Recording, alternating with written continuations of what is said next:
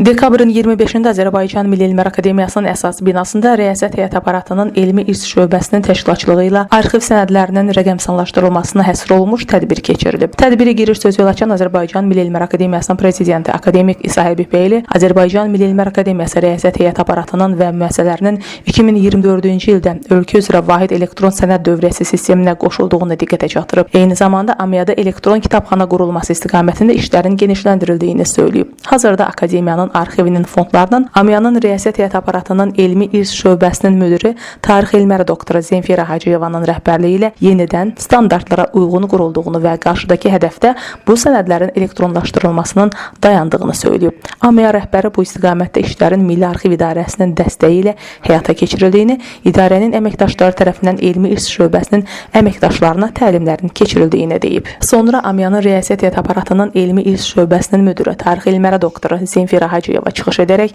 ötən illər ərzində arxiv quruculuğu istiqamətində görülmüş işlər barədə məlumat verib. Qeyd edib ki, bu müddət ərzində ilk dəfə olaraq akademiya prezidentlərinin şəxsi fondları yaradılıb, arxiv materialları əsasında 20-yə yaxın kitab çap olunub, istifadəyə verilmiş Elarskan avadanlığının arxiv sənədlərinin rəqəmsallaşdırılması işini sürətləndirdiyini söyləyən Zemfira Hacıyeva akademiyanın elmi müəssisə və təşkilatlarında da arxiv işinin gücləndirilməsinin vacibliyini vurğulayıb. Sonra çıxış edən Milli Arxiv İdarəsinin arxiv sənədlərinin nəşri, istifadəsi və informasiya təminatı şöbəsinin müdiri Natiq Eminov Azərbaycanda arxiv işinin tarixi barədə danışıb. Vahid elektron arxiv məlumat sisteminin əsasnaməsinin təsdiq olunduqdan sonra istifadəyə veriləcəyini, Amiyanın arxivində skan olunan sənədlərin də vahid elektron arxiv məlumat sisteminə yerləşdiriləcəyini diqqətə çatdırıb. Tədbirdə Mərkəzi Elmi Kitabxananın direktoru Hüseyn Hüseynov, Amiya Rəyasət Heyət Aparatının Elmi İrs şöbəsinin baş mütəxəssisi Ramin Həsənov da çıxış edərək görülən işlər barədə məlumat veriblər.